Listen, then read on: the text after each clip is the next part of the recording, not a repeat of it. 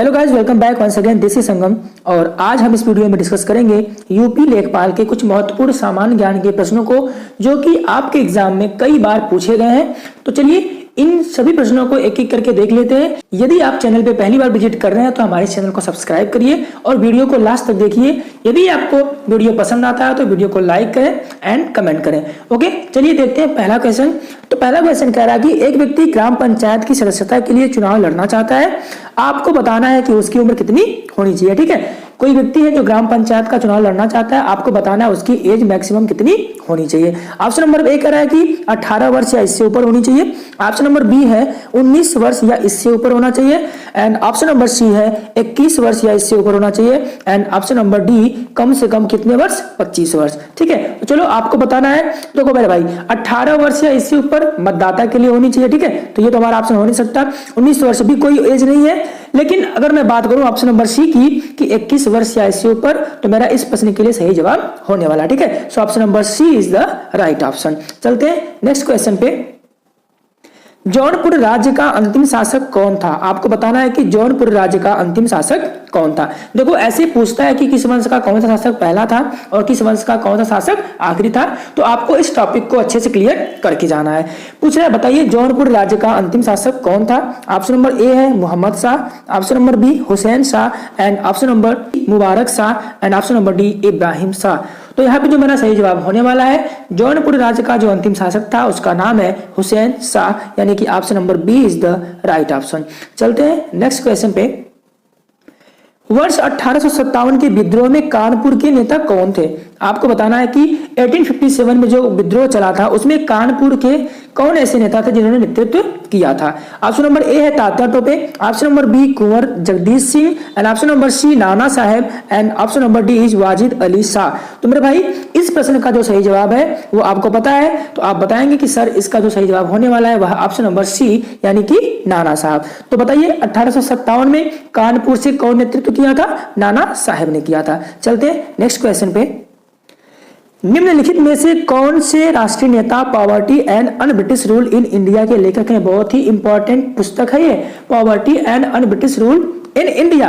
आपको बताना है कि दिए गए ऑप्शन में से कौन से ऐसे राष्ट्रीय नेता थे जिन्होंने इस पुस्तक को लिखा था। ऑप्शन नंबर ए है G B Joshi, option number B Gopal Krishna Gokhale, and option number C Dadabhai Naoroji, and option number D G Subramania Iyer. ठीक है, तो बताइए इसमें से कौन सा जवाब सही हो जाएगा?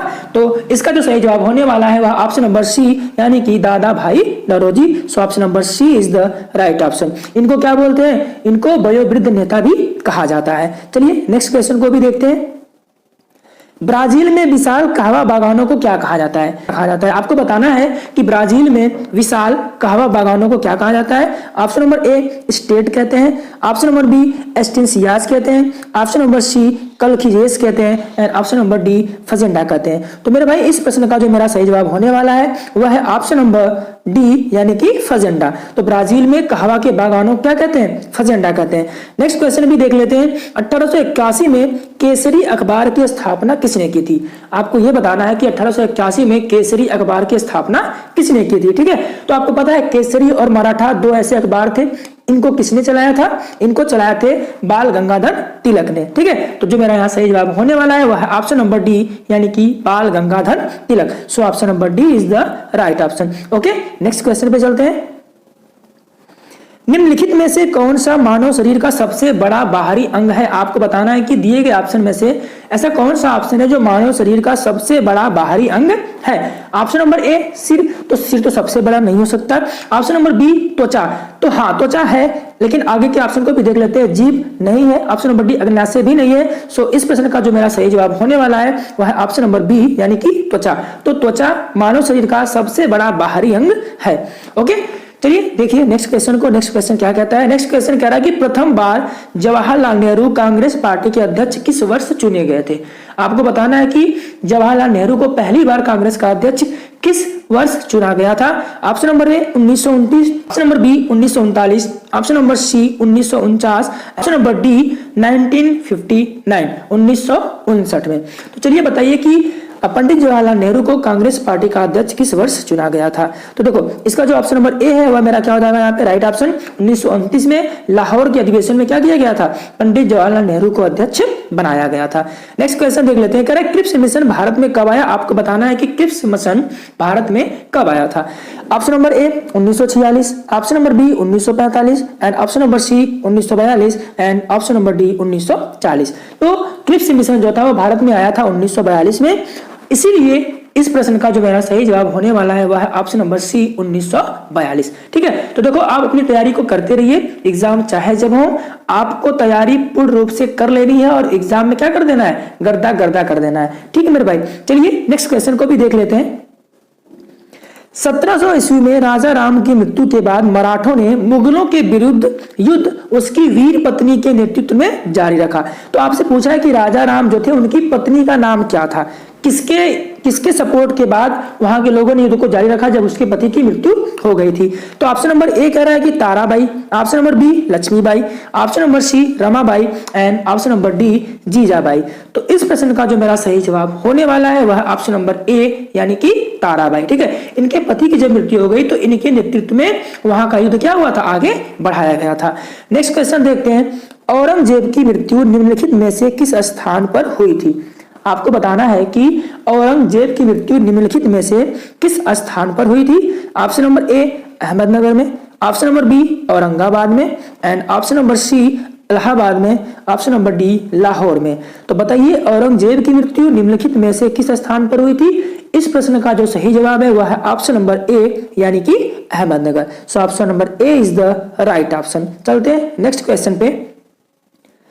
निम्नलिखित में से कौन सा विशालतम हिमनद है? आपको यह बताना है कि जो दिए गए ऑप्शन है इनमें से बताइए कि कौन सा विशालतम हिमनद है। ठीक है, तो ऑप्शन नंबर ए कह रहा है कि सासाइनी, option number B Gangotri, option number C Zemu and option number D Siachen glacier. ठीक है, ये आप कई बार न्यूज में भी सुनते हैं। सबसे बड़ा जो ग्लेशियर है, सबसे बड़ा जो हिमनद है वह है ऑप्शन नंबर डी यानी कि सियाचिन ग्लेशियर। और जो ऑप्शन नंबर बी दिया गंगोत्री, जहां से क्या होती है? गंगा नदी निकलती है। ठीक है, तो दिए गए प्रश्न का जो सही जवाब था वह है मेरा ऑप्शन नंबर डी यानी कि सियाचिन ग्लेशियर। देखते हैं नेक्स्ट क्वेश्चन को। पृथ्वी डैश दिया है पथ सूर्य की परिक्रमा करती है, यानी पृथ्वी जो है सूर्य की परिक्रमा कैसे पथ पे करती है आपको दिए गए ऑप्शन की हेल्प से बताना है। पहला ऑप्शन है क्षितिज पथ पे, दूसरा ऑप्शन लंब रूप में, तीसरा ऑप्शन है गोलाकार एंड चौथा आंसर है अंडाकार। ठीक है, तो इस प्रश्न का जो सही जवाब है वह है ऑप्शन नंबर डी यानी कि अंडाकार। तो पृथ्वी अंडाकार पथ पर सूर्य की परिक्रमा करती है। So option number D is the right option. Okay, चलते हैं नेक्स्ट क्वेश्चन पे। संविधान सभा द्वारा भारतीय संविधान को कब पारित किया गया था? आपको बताना कि अच्छा कब पारित किया गया था, मतलब कि संविधान सभा द्वारा भारतीय संविधान कब बनके तैयार हो गया था। ऑप्शन नंबर ए कह रहा है 26 जनवरी 1950 को, तो इस दिन तो लागू किया गया था। 26 नवंबर 1950 को नहीं, 14 अगस्त 1947 को बिल्कुल नहीं, 26 नवंबर 1949 को। ठीक है, संविधान सभा द्वारा जो भारतीय संविधान था उसको बना के कब तैयार कर दिया गया था? 26 नवंबर 1949 को। सो option number D is the right option. Next question भी देख लेते हैं। प्रत्येक 2 वर्ष के बाद राज्यसभा के कितने सदस्यगण सेवानिवृत्त हो जाते हैं?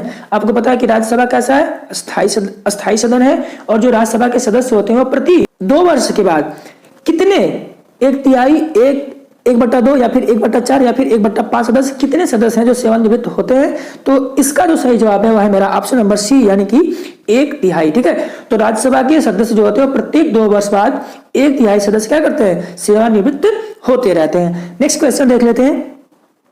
बिजली के हीटर में कौन सी सामग्री प्रयुक्त होती है? यानी आपको बताना है कि बिजली के हीटर में किस सामग्री का उपयोग किया जाता है।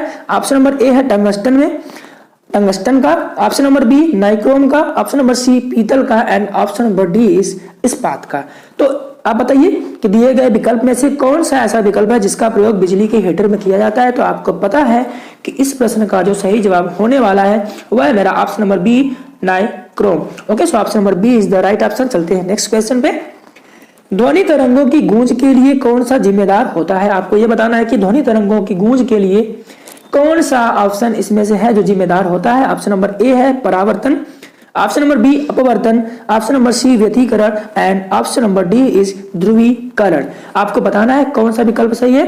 तो जो इस प्रश्न का सही जवाब होने वाला है वह है मेरा ऑप्शन नंबर ए परावर्तन। ठीक है, तो ध्वनि तरंगों की गूंज का कारण कौन सा होता है? परावर्तन होता है। So option number A is the right option. चलते हैं नेक्स्ट क्वेश्चन पे।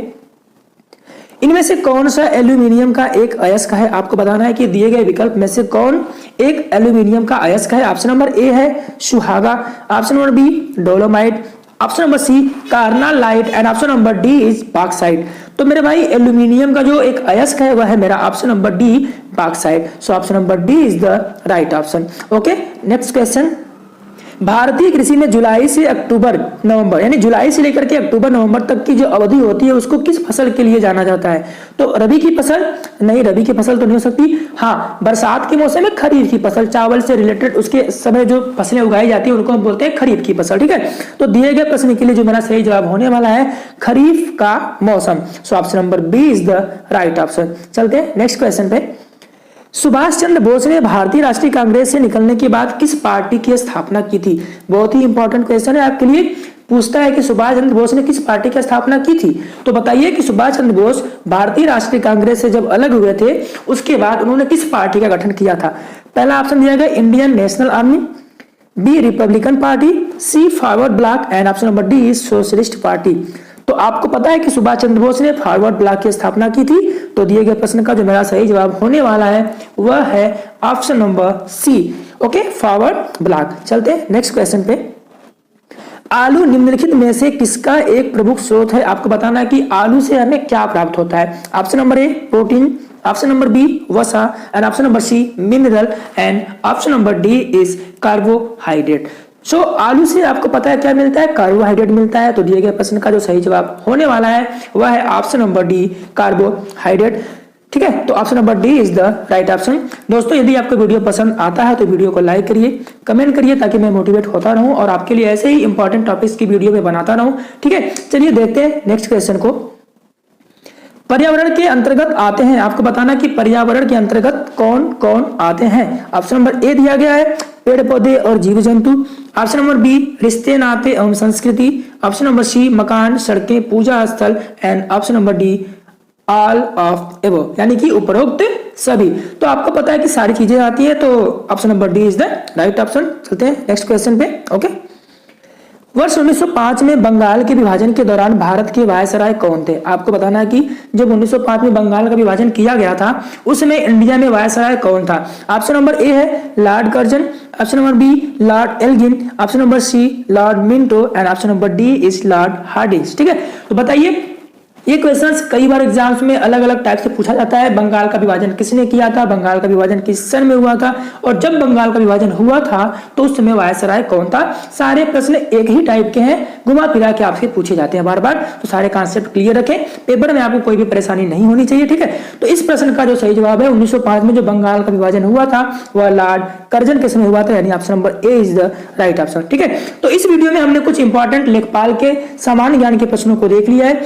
इसी तरीके से मैं और भी वीडियो आपके लिए लाऊंगा। यदि आपको वीडियो पसंद आया हो तो वीडियो को लाइक करिए एंड थैंक्स फॉर वॉचिंग। मिलते हैं नेक्स्ट वीडियो में। जय हिंद।